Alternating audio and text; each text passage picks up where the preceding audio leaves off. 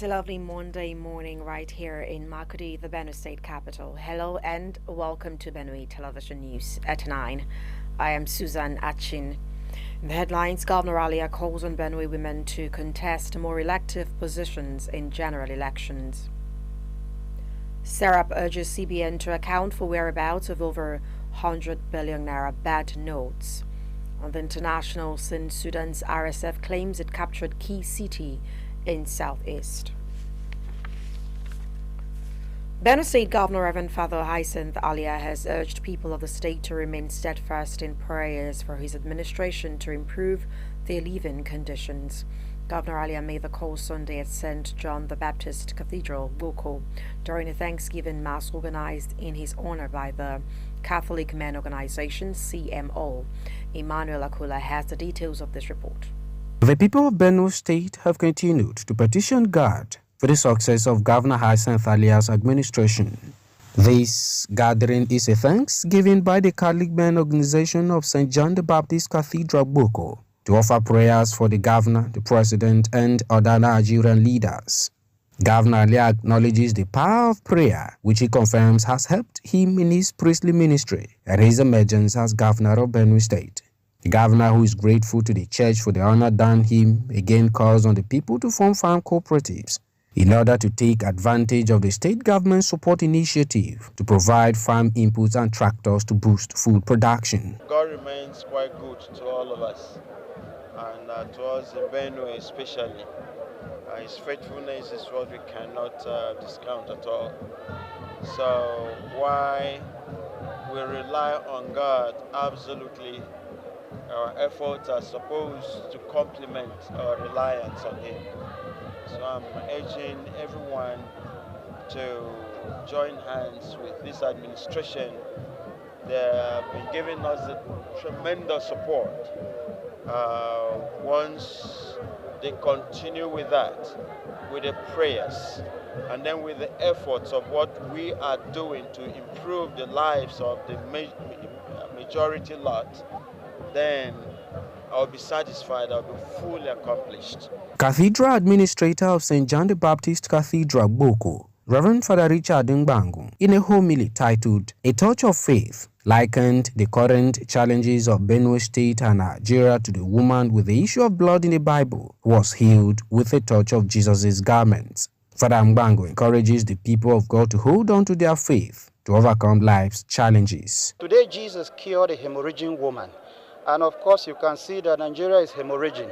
The state is hemorrhaging. And so we know that when God comes in with the effort of His Excellency and the leaders of this country, when God comes in with their faith and all of that, we'll have total healing for the people so that we'll begin to laugh again. The governor and other friends of the cathedral support the building of a more befitting place of worship for the people of God. Emmanuel Akula, Benue Television News, Makudi. The Benue State government is to embark on talent hunt to unlock skills useful for developing the state. The state governor, Reverend Father Hyacinth Alia, stated this Sunday at St. Peter's Catholic Church, midday in Boko Diocese, during a Thanksgiving Mass for Father Godwin BM. Correspondent Emmanuel Akula completes the story. A day after his ordination as a Catholic priest, Reverend Father Godwin BM has returned to God in thanksgiving. Among worshippers and well-wishers at this Thanksgiving Mass is his elder brother, who is the governor of Benue State, Reverend Father Hyacinth Alia. Governor Alia sees priestly ministry as a divine but difficult call that requires commitment and the support of God's people to succeed. The governor challenges young people to draw inspiration from the dedication and commitment of the newly ordained priest by engaging in meaningful ventures as his government is willing to empower them for the good of humanity.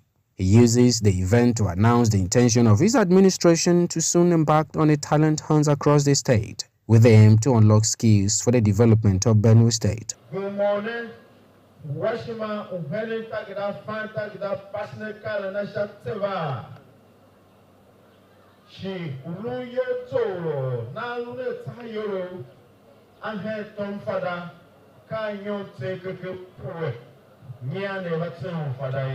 For the newly ordained priest, Father Godwin BM, his ordination as a Catholic priest is a dream come true. He hopes to use his ministry service to God without reservations, propagating the gospel of Christ, helping as many to receive a happy life after his sojourn on earth. This is a life that I have agreed to embrace wholeheartedly with my life.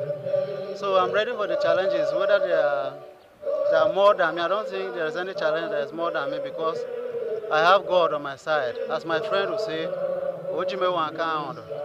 So I'm not afraid of challenges, and I don't envision any challenge that will be beyond me because I have God. President General of Bangu Development Association, Kevin Kaha, and a former member of the House of Representatives for Jechira Federal Constituency, Mrs. Dorothy Mato, are thankful to God for gifting the community 12 Catholic priests, hoping that more will come from the Bangu extraction to attend to the spiritual needs of the people. District Head of Madede, Chief Pambaki, assures the new priest of their fatherly blessings as he begins his priestly ministry of shepherding God's flock, urging him to follow the footsteps of his other brothers in the ministry to succeed. The newly ordained priest, Reverend Father Godwin Biem, prays and blesses the governor to succeed as a priest and governor. Emmanuel Akula, Benotel Vision News, Makuti. In another development, Benue State Governor Reverend Father Hyacinth Alia has called on Benue women to contest more elective positions beginning in the next general elections. Governor Alia made the call Saturday at IBB Square Makudi during the launching of the project 774 Explode by the All Progressives Congress APC National Women Leader. A correspondent Emmanuel Akula, who covered the event, reports that Governor Hyacinth Alia declared his belief in the capacity of women to effect change in the society. For this reason, the governor promised to encourage Benue women not just to vote during elections but aspire for elective positions. He said their participation will ensure positive changes in Benue communities, promising to support Benue women with funds and free scholarship to study skills that will allow them participate in the competition organized by the wife of the president, Senator Oluremi Tinubu, to develop and empower women. The governor, who acknowledged support of President Bola Tinubu's federal government to administration, commended his wife for choosing Benue State for the launching of the project. Launching the project, National Women Leader of the APC, Dr. Mary Alili, said the project was designed to empower and educate women to expand their network and excel in politics. Dr. Alili called on the national and state houses of assemblies to come up with legislations that will change cultural norms against the Nigerian woman, lamenting that the number of women in leadership positions has continued to decrease since the return of democracy in Nigeria in 1999. Meanwhile, chairman of the occasion, Mr. Nelson Alapa, and chairlady, who is the wife of the state deputy governor, Mrs. Christy Ode, said the project will bridge the gender gaps and urged Benue women to embrace partisan politics. Keynote speaker Mr. Dennis Zawua, who spoke on the theme Enhancing Gender Space in Politics, attributed the success of political movements to the instrumentality of women. He praised Governor Ali's strategic plan for Benue for making provision for the involvement of women into partisan politics as enshrined in the Constitution of APC and the Federal Republic of Nigeria. One woman each was selected across the 23 local government areas of the state to benefit for the first phase of the project in Benue State. Well, the Christian community has again been tasked to arise now and work more with God for total victory to be attained. Resident Pastor, Spirit Life Christian Assembly, Makudi Teka Takigi, delivered their Sunday service message to the people. Correspondent Margaret Abba brings us this report.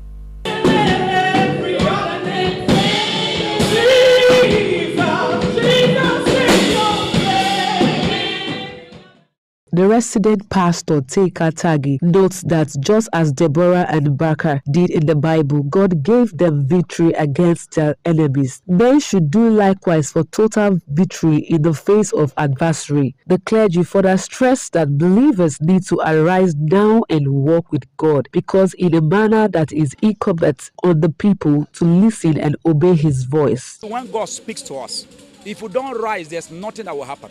But when God speaks and he finds men that will rise and put what God is saying into action, that is when God will mobilize all that they need to give them victory. Pastor Teka Taki posts that Christians who recognize their weakness are available to God to manifest himself. He pointed out that the Bible shows that God uses the foolish things of this world to shame the wise, and advises Christians to be available in a way that God can use them to bring about a safe and stable society. He doesn't want the flesh to glory. He wants to glorify himself. So that you are weak, that you know that you can't even do anything. You know, when God speaks, all he expects is that God expects that you should rise up and do what he wants you to do. Some worshippers, Mrs. Jane Nuhu and Mr. Nicholas Yune, agree that Christians should make themselves available for God to use, and they should depend on God for their needs. Make yourself available in the presence of God. Tell God that you want to partner with him. And by faith, God will help you to become a blessing to your generation. We need to depend on God. And when we depend on God, he actually fights for us, stands for us, and he also provides for us. The Bible reading is taken from the book of Judges chapter 5 verse 7, and it reads, "Nobody lived in the small villages. I, Deborah, became their leaders. I became like a mother for Israel people to keep them safe." Margaret Abba, Benin Television News, Makurdi. For the development and a healthy environment, the good people of Benue State have been tasked to key into the new executive order recently signed by Governor Hyacinth Ali to ensure public order in the state. A covering manager of Benue State Environmental Authority, Bensesa, Francis Ona, gave the indication Saturday after the monthly sanitation exercise. Correspondent Oliku Ondome has the rest of the story. General sanitation exercise is a deliberate effort to ensure sustainable and healthy environment for human habitation across the states. Sanitation exercise is a sole responsibility of residents, businesses or shop owners. Pedestrians and road users are also expected to respect sanitation laws because they are the generators of waste. Covering manager of Benue State Environmental Authority, Bensesa, Francis Ona, says he's deeply saddened by the sanitary condition of the state, particularly the state capital, and that bushes are allowed to grow around homes, even as drainages are packed with refuse, making it impossible for free flow of water. He wants people to be mindful of the kinds of things they let into their systems, as expired drugs, packs, plastic containers, and soft drinks of different kinds were seized and destroyed. He vows that the agency will, by next sanitation, clamp down on those who are always complicit in carrying out sanitation activities during sanitation hours, especially residents of Wadata, North Bank, Tewase Agbado, George Akumewe, Aboking Shulua Road residents. Ona maintains that the agency under his watch will witness rapid transformation, adding that people will be given new orientation towards sanitation exercises, unlike what was obtainable in the past. Health workers also will do checking of individual household to clear their gutters. In the next this thing, we will have to be sure that, because like that Wadata area is a major problem to us, Wadata, Urukum, North Bank, these three places, in the next sanitation we have to emphasize on that, so that both personnel and equipments are deployed to that place to ensure that they comply. Special advisor to the governor on sanitation, Sunday Shisun, says the state government is working towards putting an end to lack of human resources, poor management, and supervision of the exercise. This new administration is working towards getting the dump site. The place that they are dumping at Old Bridge is not right, because the Environmental Health Council of Nigeria warns that every state, every local government, at any point in time, you have a dump site.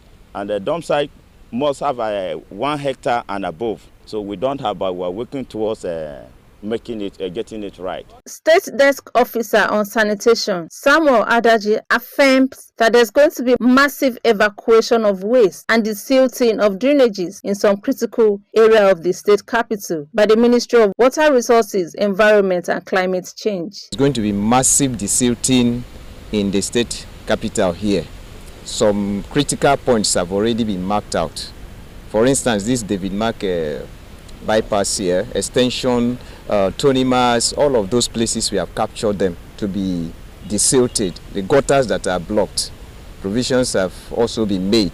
And then we are also going to do massive evacuation of those desilted materials. So some of those places you see them now, maybe in due time, they will also all be packed from there. About 48 people were arrested and arraigned before the Sanitation Mobile Court for flaunting sanitation laws, and each were asked to pay a fine according to the offense committed. 6 vehicles, 20 motorcycles, 4 tricycles were also seized and impounded. Oleku Ondoma, Benue Television News, Makurdi.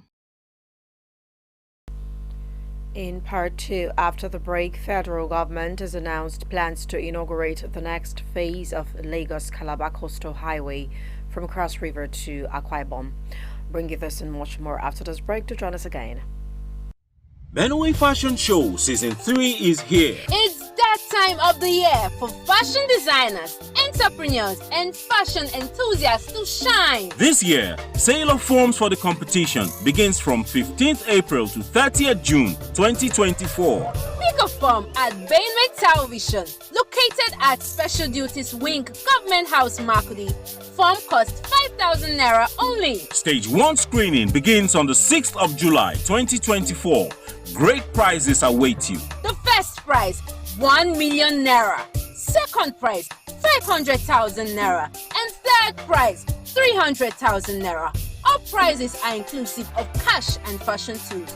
Also, consolation prizes and gift items. For sponsorship, partnership and inquiries, please call Benue TV Marketing on 0906 188 9838 or 0703 794 5569.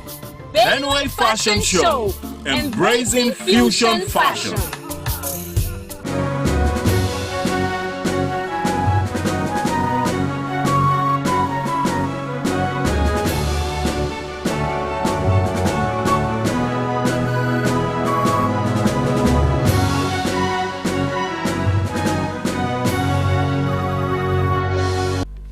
Welcome back. If you are just joining us, this is Benue Television News at 9. Well, moving on, the federal government has announced plans to inaugurate the next phase of Lagos-Calabar Coastal Highway from Cross River to Akwa Ibom. This is in its efforts to sustain the ongoing infrastructural development, a drive in line with its renewed hope agenda. The Minister of Works, David Umahi, disclosed this at the stakeholders engagement meeting held at Ibom Hall in Uyo, Akwa Ibom State on Saturday. This was contained in a statement by the Ministry's Director, Information and Public Relations, Edith Ekpenyong, on Sunday. While speaking at the event, the Senate President, Senator Godswill Akpabio, expressed his appreciation to President Bola Tinubu for listening to his plea to start Section 3 and 4 of the Coastal Highway in Cross River State to Akwa Ibom. He called on the Akwa Ibom State Governor, Pastor Umo Eno, to give maximum support to the federal government. Well, the Socio-Economic Rights and Accountability Project, SERAP, has urged the Governor of the Central Bank of Nigeria, CBN, Mr. Olayemi Cardoso, to account for and explain the whereabouts of the over 100 billion naira dirty and bad notes and other large sums of cash awaiting examination which are kept in various branches of the CBN. SERAP, which made the call through a statement issued by its Deputy Director, Kolawole Oluwadare, said the allegations are documented in the latest annual report recently published by the Auditor General of the Federation. SERAP also urged him to explain the whereabouts for the 7.2 billion budgeted for the construction of the CBN Dusi branch in 2010 and the 4.8 billion naira budgeted for the renovation of the CBN Abeokuta branch in 2009, and to publish the names of the contractors who collected the money but failed to complete the projects. Serap urged him to explain the whereabouts of the allegedly missing outstanding loan of 1.2 billion naira granted to the Enugu state government in 2015 and the outstanding loan of 1.9 billion naira granted to the Anambra state government between 2015 and 2016, and to fully recover and remit the public funds to the treasury. Serap said these grave violations also reflect a failure of the CBN's accountability more generally and are directly linked to the institution's persistent failure to comply with its act and to uphold the principles of transparency and accountability. Serap said it would be grateful if the recommended measures are taken within 7 days of the receipt and or publication of this letter. Meanwhile, Governor of Katsina State, Diko Rada, has vowed to play a crucial role in combating malnutrition in northern Nigeria. Speaking at a high-level dialogue on malnutrition held in Abuja, hosted by the Athena Center for Policy and Leadership in collaboration with the Federal Ministry of Health, Rada emphasized this commitment to the welfare of the people of Katsina State. Rada expressed concern over the alarming statistics of over 10 million children suffering from acute malnutrition in northern Nigeria. The governor called for immediate action to remedy the situation, particularly in Katsina State. Rada's pledge to tackle malnutrition highlighted his dedication to improving the health and well-being of the region's children and underscored the need for collaborative efforts to address this critical issue. The governor further joined in the advocacy for a shift in federal allocations to the northwest and north central regions currently grappling with increased insecurity and heightened vulnerability to malnutrition. He assured of paying the state's counterpart funds where necessary and expressed Katsina's openness to partnership and collaborations to address these issues. The event brought together key stakeholders including the governors of Zamfara State, Daud Lawal, Niger State, Mohammed Umar Bago, Deputy Governor of Kebbi State, Minister of Health, Professor Mohammed Ali Pate, and Mrs. Shugra Mahmood, Director of Nutrition, representing the Minister of Agriculture and Food Security. Well, we now shift our attention to a former Chief of Defense Staff, Admiral Ibrahim Oguhi, who is dead. He passed on after a brief illness at the age of 75. In a brief statement by the Acting Director, Defense Information, Brigadier General Tuku Gusau, Sunday, the former defense chief died in the early hours of Sunday at his Abuja home. He was the defense chief between 1999 and 2003 and was the first Nigerian Navy officer to attain the 4-star general rank. Born on November 14, 1948, Oguhi hails from Okura, Olafia in Dekina local government area of Kogi State. According to his public profile, he had his early education at St. John's College, Kaduna from 1962 to 1966 and enrolled in the Nigerian Defense Academy NDA in 1967 of regular course 4, passing out in 1970. Oguhi attended his midshipman course in the UK in 1971 and technical course in India in 1972, underwater warfare course India in 1976, then the U.S. Naval War College course in 1980 and 1992. He was commanding officer at Ken NNS France in 1982. Commander NSS Anansa in 1985 and Director of Administration at the NDA from 1986 to 1987. In 1992, he was Director Staff in the National War College and Deputy Commandant Armed Forces Command Staff College, Jaji, in 1995. May the soul of the departed rest in peace.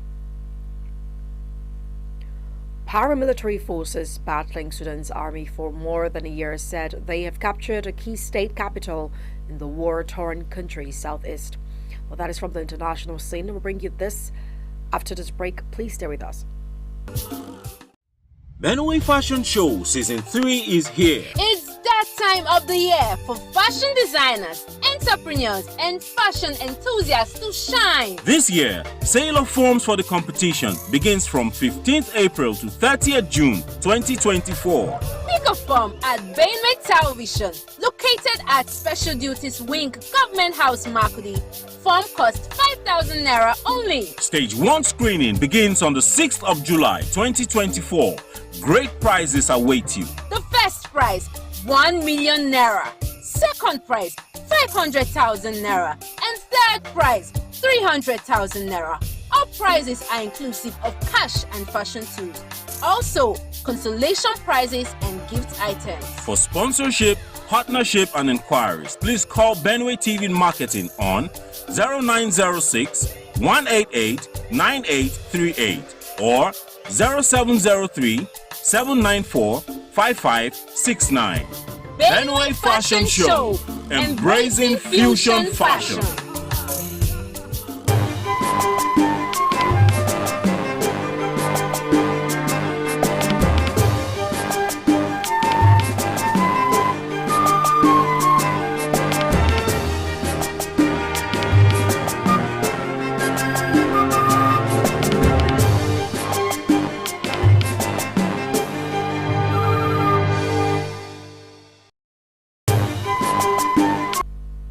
Welcome back. Glad that you are still with us on Benway Television News at 9. We're now moving on to the international scene, where paramilitary forces battling Sudan's army for more than a year said they have captured a key state capital in the war-torn country's southeast. It was reported that the RSF has gained control of an increasing number of territories across Sudan, especially in the eastern and western parts of the country's south. The Sudanese army did not dispute the RSF statement that it has taken control of the 17th Infantry Division. It has also been confirmed that civilians have started leaving the city since yesterday, Saturday, and more on Sunday. Sudan has been gripped by war since April 2023, when fighting erupted between forces loyal to Army Chief Abdel Fattah al-Burhan and the RSF led by his former deputy Mohamed Hamdan Dagalo.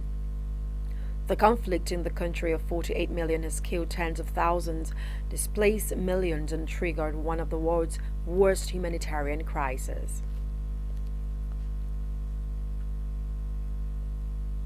Meanwhile, Ukrainian President Volodymyr Zelensky has renewed his appeal for more long-range weapons and air defenses after a missile attack killed 7 people, including 2 children. Ukrainian officials said the Russian attack on the town of Vilnius near the southeastern city of Zaporizhia also injured 31 others. It was reported that a total of at least 11 civilians were killed and a further 37 wounded in missile attacks across Ukraine on Saturday. Mr. Zelensky said Ukrainian cities and communities suffer daily from Russian strikes. Ukraine's Prosecutor General Andriy Kostin said 2 missiles hit the town, damaging infrastructure, a shop and residential buildings.